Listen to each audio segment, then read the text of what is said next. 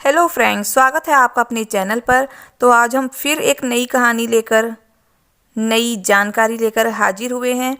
तो ये कहानी हमारी मोर और मोरनी की जो है वो हम तीसरा पार्ट लेकर आपके लिए आए हैं। तो जो दूसरे भाग में हमने वीडियो छोड़ी थी, आगे से हम उसकी वीडियो अपनी शुरू करेंगे और यह वीडियो आप पूरी देखें जिससे यह कहानी आपको पूरी समझ में आए। और यह कहानी बहुत ही ज्ञानवर्धक है, बहुत ही प्रेरणादायक है। और कहानी शुरू करने से पहले अगर आप हमारे चैनल पर नए हैं तो प्लीज़ चैनल को सब्सक्राइब करें, अच्छे अपने कमेंट करें, बेल आइकन ऑन करना ना भूलें ताकि हर वीडियो की नोटिफिकेशन आपको सबसे पहले मिले।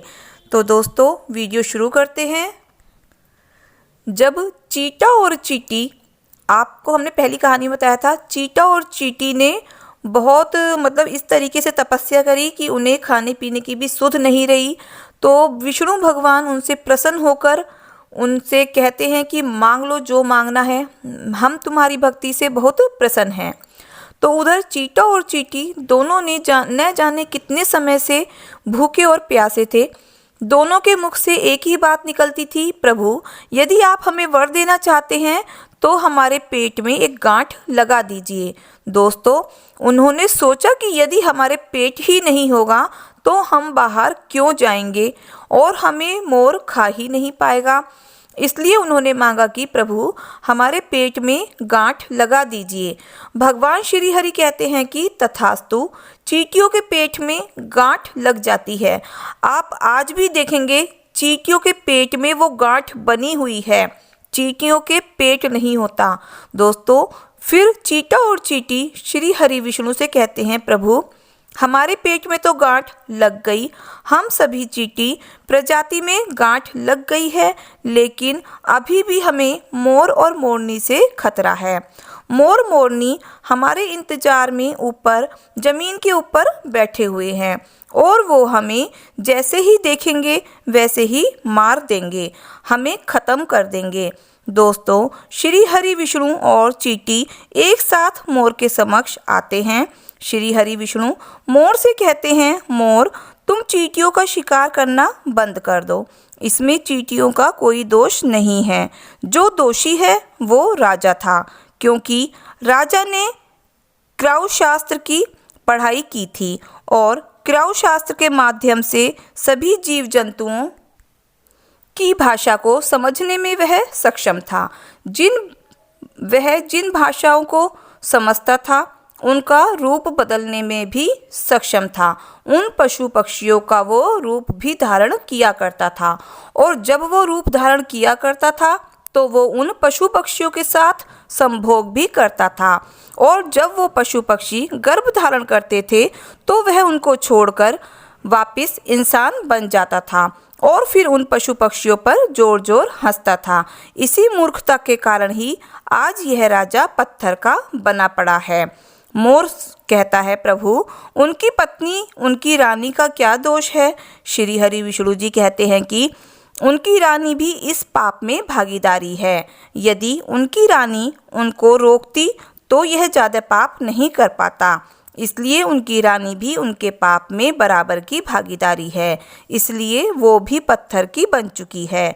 श्री हरि के दर्शन पाने के बाद, श्री हरि के समझाने के बाद मोर कहता है कि प्रभु यदि हम इस बात को किसी अन्य व्यक्ति से कहेंगे तो जो रानी ने हमें सुनाई है, इस बात को यदि हम भी किसी अन्य व्यक्ति से कहते हैं तो क्या हम भी पत्थर के हो जाएंगे।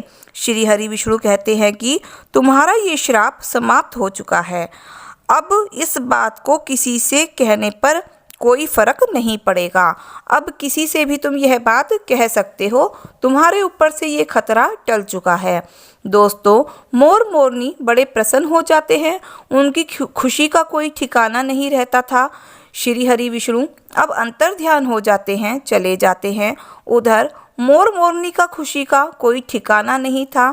इंसान को या किसी भी जीव जंतु को खुशी होती है तो वह नाचने लगता है, झूमने लगता है, जश्न मनाने लगता है। यही हाल मोर के साथ हुआ। अब मोर को इस बात की खुशी हुई कि उनके ऊपर से खतरा टल चुका है। तो मोर नाचने लगा, जोरदार नाचने लगा। उसकी खुशी का कोई ठिकाना नहीं था और वो भी जोरदार झूम झूम कर नाचने लगा। जैसे ही मोर की नज़र उनके पैरों पर पड़ती है, अपने खुद के पैरों पर पड़ती है, तो वह अपने पैरों को देखता है कि बड़े बदसूरत पैर मोर के बने हुए थे। मोर अपने पैरों को देखकर रोने लगता है, सोचने लगता है कि पहले मेरे पैर इतने सुंदर थे, लेकिन आज मेरे पैर इतने फटे और गंदे कैसे हैं। मेरा पूरा बदन सुंदर है, लेकिन मेरे पैर इतने गंदे और फटे फटे कैसे हैं। दोस्तों, मोर के ये पैर होने की वजह है चींटी खाना, क्योंकि मोर ने चींटियाँ खाई थी। चींटियों को मार मार के शिकार करके, बहुत सारी चींटियों का शिकार करके मोर और मोरनी ने खाया था, इसलिए उनके पाँव फट गए। आज भी यदि कोई इंसान चींटी खाता है तो उसके बदन में छोटे छोटे फफूले से हो जाते हैं, छोटे छोटे दाने बन जाते हैं। सांप केंचुली क्यों उतारता है? क्योंकि वह चींटियाँ खाता है। सांप की जो बदन की चमड़ी होती है वह निकल जाती है, फट करके निकल जाती है, मतलब अलग हो जाती है। इसी तरीके से मोर के पैर फट गए थे, बदसूरत हो गए थे। मोर अपने पाँव को देखकर जोर जोर से रोने लगा, नाचता रहा और रोता रहा। मोरनी मोर को धीरज बंधाती है और कहती है कि जो हुआ सो हुआ, रोने से कोई फ़ायदा नहीं है। मोरनी मोर के आंसुओं को, जब मोर रोता और नाचता था तो उसकी आंखों से जोरदार आंसू की धारा बहती, आंसू टपकते। उधर मोरनी उसके आंसुओं को चुन चुन करके मुख में उठाती, क्योंकि मोरनी मोर को धीरज बंधाती है। मोर के आंसुओं को नीचे पड़ने से रोकने की कोशिश करती, लेकिन रोक नहीं पाती।